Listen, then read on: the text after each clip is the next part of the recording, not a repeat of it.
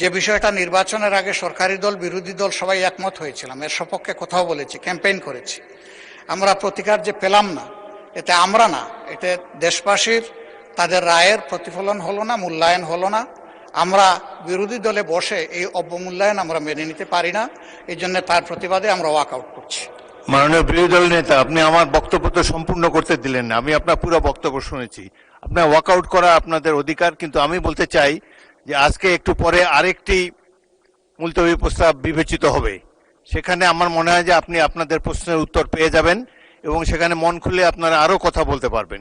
সুতরাং আমার অনুরোধ হলো আপনারা ওটা শোনেন, তারপরে যদি ওয়াকআউট করতে পারেন প্লিজ ফিল ফ্রি। তবে প্রস্তাবটির ভাগ্য কি নির্ধারণ হয় সেটি আপনি দেখার জন্য একটু অপেক্ষা করে দেখতে পারেন।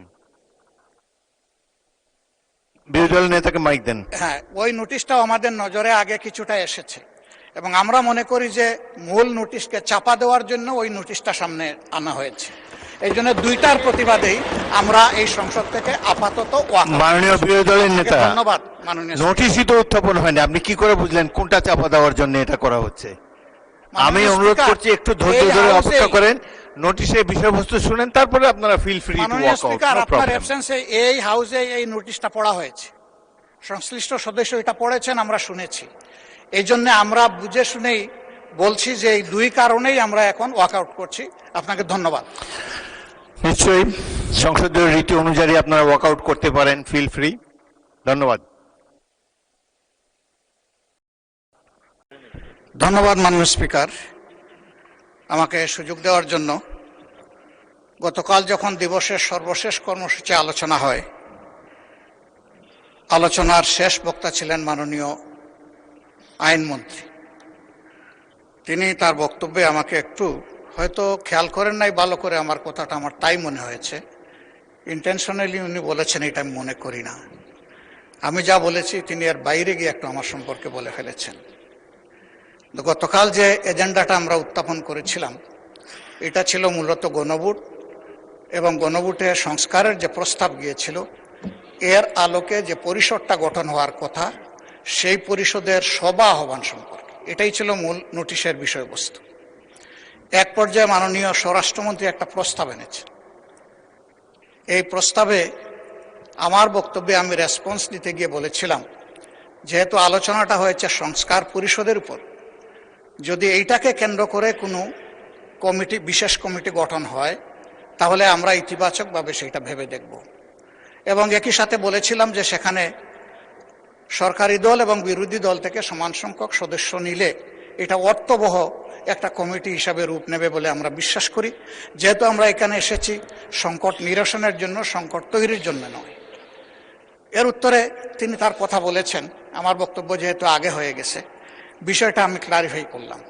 কিন্তু যেহেতু এটা জন আকাঙ্ক্ষার বিষয়, গণভোটের বিষয়, প্রায় 70% মানুষের রায়ের বিষয়, আমরা প্রত্যাশা করেছিলাম যে আপনার মাধ্যমে প্রতিকার পাব এবং সিদ্ধান্তের জন্য আমি আপনাকে আহ্বান জানিয়েছিলাম।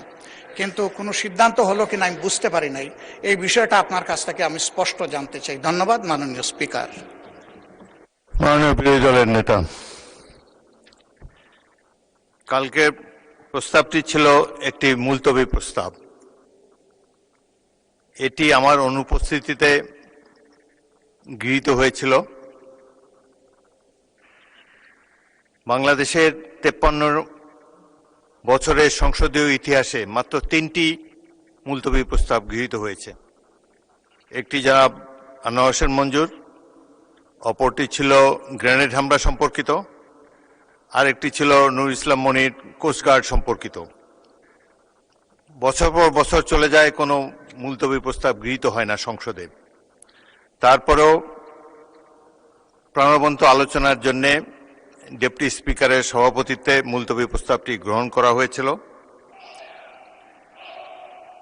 এই আপনি জানেন যে যেই সমস্যার সমাধান আইন প্রণয়নের মাধ্যমেই কেবল করা যায়, সেটি নিয়ে মুলতবি প্রস্তাব হতে পারে না। তারপরে উদারভাবে বিরোধী দলকে কথা বলার সুযোগ দেবার জন্য এটি গ্রহণ করা হয়েছে। আরও একটি আমি বলতে চাই, এই সম্পর্কিত আরও একটি নোটিশ, আরও একটি মুলতবি প্রস্তাবের নোটিশ আজকে আমরা বিবেচনা করব।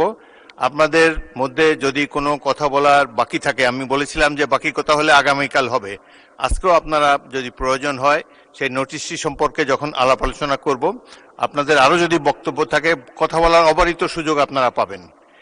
এটি একটি জাতীয় সমস্যা, যত গুরুত্বপূর্ণ বিষয় আছে আমরা আশা করি ট্রেজারি বেঞ্চ এবং বিরোধী দল মিলে খোলাখুলিভাবে কথাবার্তা বলে সংসদে প্রাণবন্ত আলোচনার মাধ্যমে আপনারা সিদ্ধান্ত নেবেন, সেই সুযোগ আপনাদের রয়েছে।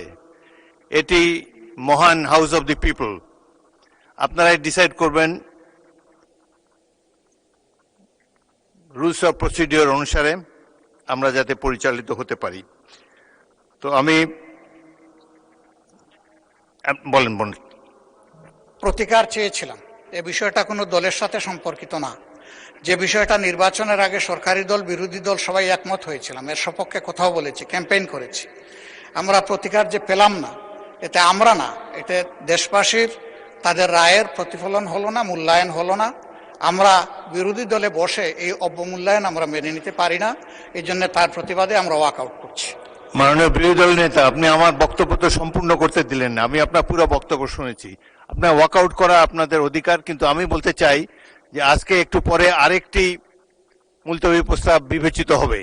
সেখানে আমার মনে হয় যে আপনি আপনাদের প্রশ্নের উত্তর পেয়ে যাবেন এবং সেখানে মন খুলে আপনারা আরো কথা বলতে পারবেন। সুতরাং আমার অনুরোধ হলো আপনারা ওটা শোনেন, তারপরে যদি ওয়াকআউট করতে পারেন প্লিজ ফিল ফ্রি। তবে প্রস্তাবটির ভাগ্য কি নির্ধারণ হয় সেটি আপনি দেখার জন্য একটু অপেক্ষা করে দেখতে পারেন। বিরোধী দল নেতাকে মাইক দেন। হ্যাঁ, ওই নোটিশটাও আমাদের নজরে আগে কিছুটা এসেছে এবং আমরা মনে করি যে মূল নোটিশকে চাপা দেওয়ার জন্য ওই নোটিশটা সামনে আনা হয়েছে। এই জন্য দুইটার প্রতিবাদেই আমরা এই সংসদ থেকে আপাতত মাননীয় বিরোধী দলের নেতা, ধন্যবাদ মাননীয় নোটিশই তো উত্থাপন হয়নি, আপনি কি করে বুঝলেন কোনটা চাপা দেওয়ার জন্য এটা করা হচ্ছে? আমি অনুরোধ করছি একটু ধৈর্য ধরে অপেক্ষা করেন, নোটিশের বিষয়বস্তু শুনেন, তারপরে আপনারা feel free to walk out. আপনার অ্যাবসেন্সে এই হাউসে এই নোটিশটা পড়া হয়েছে, সংশ্লিষ্ট সদস্য এটা পড়েছেন, আমরা শুনেছি। এই জন্য আমরা বুঝে শুনেই বলছি যে এই দুই কারণেই আমরা এখন ওয়াক আউট করছি।